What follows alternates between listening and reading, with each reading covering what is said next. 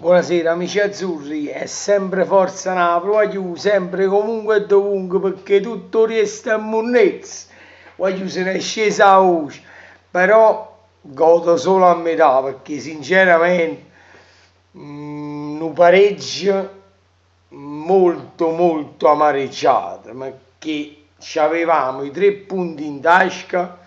Niente di meno che con 30 centimetri, 30 centimetri, voglio 30 centimetri ha buttato il pallone.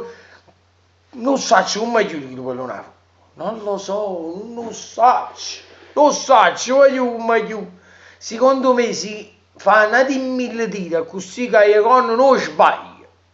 E Higuain, mamma mia, Higuain che ha fatto, ha segnato che un bello gol e si è fumato un rigore, perché si è fatto parare un rigore, perché quando stava prima del tiro e tu vedi che il portiere si butta sul lato sinistro, tu la palla ce la metti a destra, poi non la girici, non la girici, porca troia, così bisogna dire, porca troia, mamma mia, voglio, e che partita, se ne è scesa proprio a voce, figurati, allora si vinceva questa partita veramente, perché noi il primo tempo proprio abbiamo massacrato, proprio non abbiamo fatto capire niente. Poi il secondo tempo la stessa cosa, poi siamo calati un po', il colpo del gol là, ecco,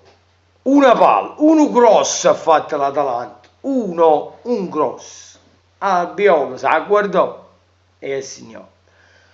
Ovviamente abbiamo un portiere Raffaele che è un mezzo miracolo, non dico un miracolo, un mezzo miracolo non lo fa, però ovviamente da quella ravvicinanza, quella palla là è difficile che la prenda.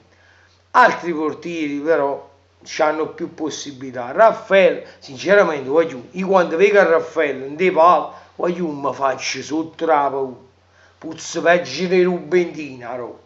Ma perché sinceramente non mi dà sicurezza Raffaele. Poi vedete il portiere dell'Atalanta, pure fuori all'area piccola, esce. Raffaele segna un momento a chi li palla, un chi la morta e non si muove. Non si muove allora. Non si muove, perciò quando vedo a Raffaele, quando vedo a Raffaele in dei pali che sta chiamando a barriera, che ci fa? Voglio, gli fate in merda, come Rubentini, fate in merda. A proposito di Rubentini, vieni qua, Rubentini, vieni da pigliare sto limone, vieni da pigliare sto limone, zucuso, dei fratelli genovani.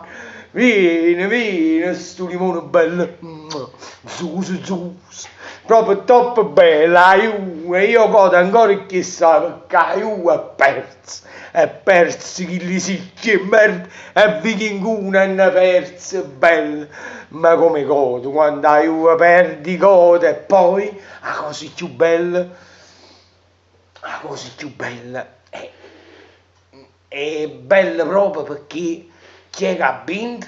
I fratelli genovani, fratelli per eterno. Un bacione ai fratelli genovani, ad campare per 100 anni, voglio, perché quando si va a Juventus è sempre un piacere. Rubendi, e tu non ti scordare, vieni qua, vieni da pigliare sto limone, bello, troppo bello.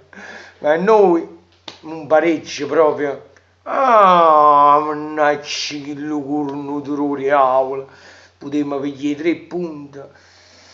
E vabbè, accontentiamoci perché fino all'82esimo stavamo sotto, e accontentiamoci, va, anche se è un pareggio proprio amaro, però pigliamoci questo punto rispetto a niente, sempre buoni.